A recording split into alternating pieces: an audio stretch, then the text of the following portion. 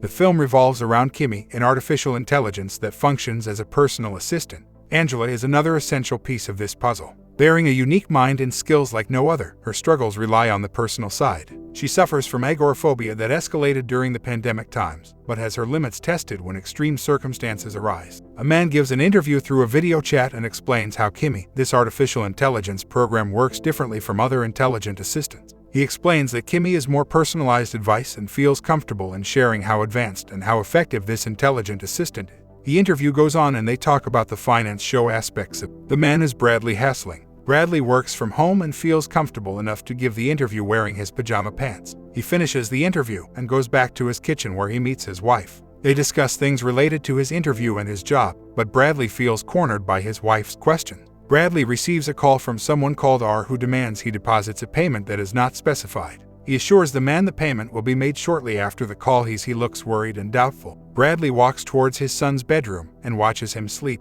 As the story progresses, we meet a woman named Angela who takes a cup of coffee and walks to her window observing the streets. She's a blue-haired programmer and works for the tech company that developed Kimmy. Her job is to find inconsistencies in communication between the client and Kimmy and fix the issues. As usual, Angela observes her neighbors getting ready to start their day, but she sees someone rather suspicious, a man also having his coffee at his window observing the streets just like her. Angela consults the time with her intelligent assistant Kimmy, continues her morning routine. She exercises in her living room watching the news, but asks Kimmy to play music showing how effective and fast Kimmy is. Angela ends her morning routine by texting her neighbor Terry, who she constantly observes. He sees her at the window and replies. They set up a date. Angela gets ready fast, takes her phone, medicine, and a mask before leaving. Something is wrong and she freezes at the door as tries to open it. Due to the agoraphobia, she is having an anxiety episode and gives up on the idea of going out. Once again, she feels utterly frustrated. She relies on Kimmy to keep her day going. As she starts working on her many computer screens, the upstairs neighbor starts a house renovation which triggers Angela's sensory discomfort. They talk over the phone and the renovation stops. She keeps working on the communication errors from Kimmy, but decides to call her mom.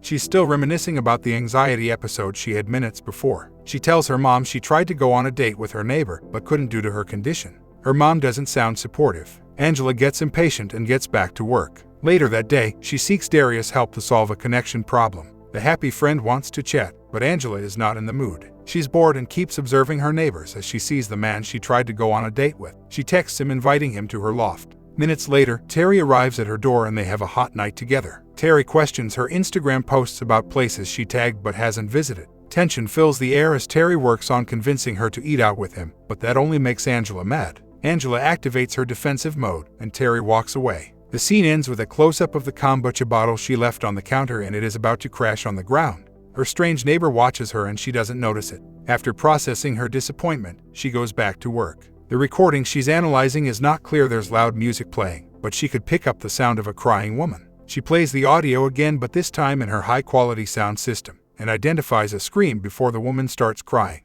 She is super intrigued and transfers the audio to her sound mixing station to isolate elements that may help better understand the recording. The idea works and she's able to single out a man assaulting the crying woman. He calls her names and seems to slap her. The tense moment has its peak when the bottle finally falls from the counter. Angela goes through her evening routine before bedtime, and the bathroom sink displays a range of medicine that help Angela with her mental issues. She's so distracted by the unsettling recording that even the toothbrush hurts her gums. She rushes to the computer and emails someone called Christian Holloway. The email content is about the disturbing recording she has just analyzed. She reports a possible case of violent crime and asks the man to reply as soon as he can. Angela takes her medicine and FaceTime her mom before falling asleep. Her mother does not answer. She wakes up to the sound of the upstairs apartment renovation and immediately feels a stinging pain in her mouth. She calls her dentist and he makes a quick assessment via video call. To Angela's discomfort, he advises her to come by his practice to check on her gum inflammation. She's reluctant. She convinces her dentist to prescribe medicine and refuses to go to his practice to better check her teeth. Another day starts and Angela follows through her morning rituals before starting work. She receives a video call from Christian Holloway, who is irritated with the audio she has sent to his email. He demands she deletes it immediately and doesn't follow up with it. She reasons with him and keeps asking him questions, despite his resistance. He tells her only Natalie can help her and emphasizes that she's not supposed to email anyone with that kind of trouble. He's afraid of the repercussions. Angela contacts Natalie's number, but finds an obstacle when Natalie's assistant insists she sends the violence complaint analysis via email. She's on the fence now, not knowing which instructions to follow. She keeps calling Natalie, who doesn't answer the phone. The next practical solution would be for Angela to go talk to her in person, but that defies her phobia head-on. She calls Terry asking for legal advice on the recording she picked up and invites him to come by her house later. He sounds slightly annoyed by the argument they had the other night and doesn't confirm his visit. Determined to solve this mystery, Angela calls her friend Darius to ask him for help in identifying the meaning of some data from the recording. He briefs her on what it might be and tells her she can't do the follow-up herself, but if she sends the device data to him, he can take a look at it. Before ending the call, he snaps at her for only calling when she needs help.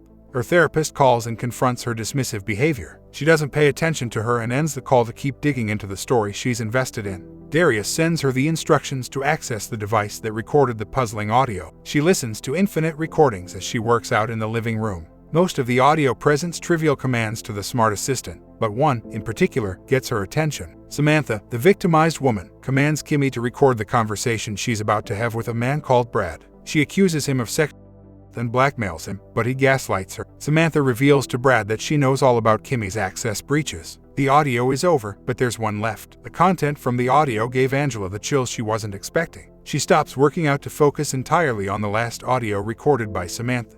Angela's petrified of what she might hear next. The situation develops fast and shocks Angela just as fast. Samantha opens the front door and gets slammed on the wall by two men. They bring tape and a large plastic bag. One of the men, a tall and gray-bearded one, holds Samantha by the neck as he commands the other man to spread the plastic wide open. The criminals work fast and throw Samantha on the floor onto the plastic bag. Angela is frozen with fear. Even her phone scares her as it rings. She's surprised by a call from Natalie. Natalie doesn't sound surprised or bothered by Angela's findings and displays a condescending approach to the problem. She convinces Angela to go to her office to analyze the audio files together and then call the FBI. Angela defies her fears and psychological obstacles and leaves her apartment, trying to ignore the stimuli that surround her. She's focused and determined. She gets to the train station hyperventilating. Bradley Hassling works in his office and attends a meeting call, but soon gets interrupted by a phone call. Brad learns that Angela is going to a meeting with Natalie and that she has copies of Kimmy's audio files. Angela moves like a robot in a state of dread. If a fly crosses her way, she is going to collapse. The tiny woman enters the imponent and empty building that is fully operated by artificial intelligence. She looks for Natalie's office and is greeted by a blonde woman with a classic type of beauty. She asks Angela for the audio files. Angela keeps asking for the FBI before playing any file. Natalie manipulates her by talking about other things. She mentions that she's being informed that Angela had to take a sick leave due to mental issues, and that brings Angela's defenses down.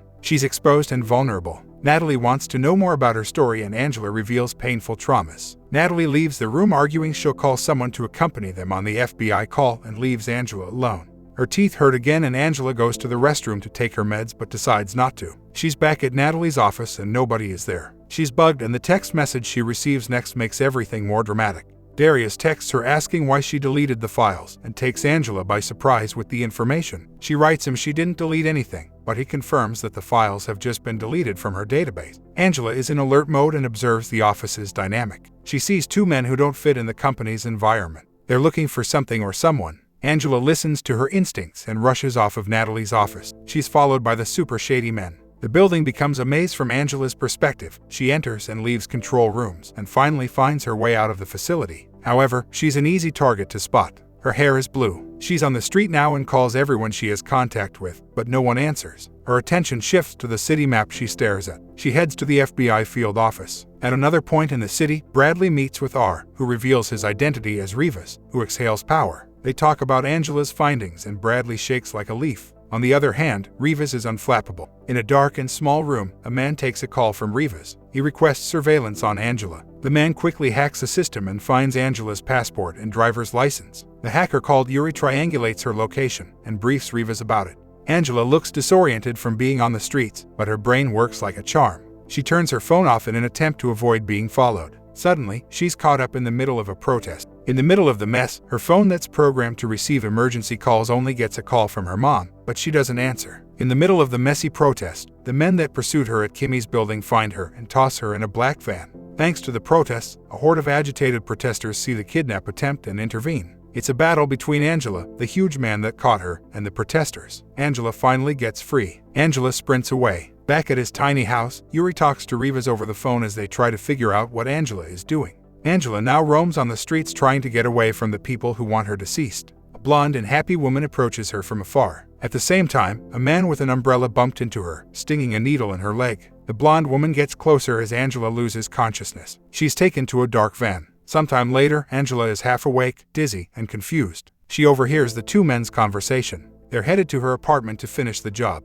As they approach the doorway, her strange neighbor who constantly observes her talks to them and distracts the criminals. Angela stumbles around, but manages to run to her loft. The criminals reach out for her loft's door, but Angela is locked inside. What she doesn't know is that Rivas is also in her apartment and surprises her. Now, Rivas, the two criminals, Angela, and her neighbor are in her loft. Her neighbor is stabbed. The three criminals search her house for the flash drive with the recording. Angela tells them it's too late for them and that she has sent the files to several emails as a safety measure. They don't believe her. Rivas clenches his fist to punch Angela, but her neighbor is determined to defend her for some reason. Angela confesses she used her laptop to access the data. She helps her neighbor as she glances at Terry's apartment. At the same time, her mother FaceTime her. Out of pure instinct, she commands Kimmy to accept the call and her mother faces Rivas and the criminals. They get desperate. Angela commands Kimmy to turn off the lights and play Sabotage at the highest volume. She snacks out of her apartment and goes into the one where the renovation was taking place. Angela is no longer fearful. She is enraged and armed with a nail gun. They chase her, but they don't know where they are standing. Angela punches a nail on the tall criminal's forehead, who passes away. Meanwhile, her neighbor reaches out to the second criminal and stabs him. Rivas is struck with several nails and falls down. The assassins are deceased and are all over her apartment. Kimmy turns on the light at Angela's command, who's breathless. She asks Kimmy to call the emergency and feels like she can finally breathe, but someone knocks on the door. Terry brings her flowers and apologizes for ditching her earlier. He gets interrupted by an emergency call. Angela describes the bloody scene and requests help. Terry is astonished. Angela accepts the flowers. The aftermath is broadcasted on TV. Bradley Hassling is arrested. We have a final 360 view of Angela's pristine apartment and follow her walking calmly on the streets with a fresh look and pink hair. She crosses the street to meet her boyfriend Terry. Angela is finally at peace.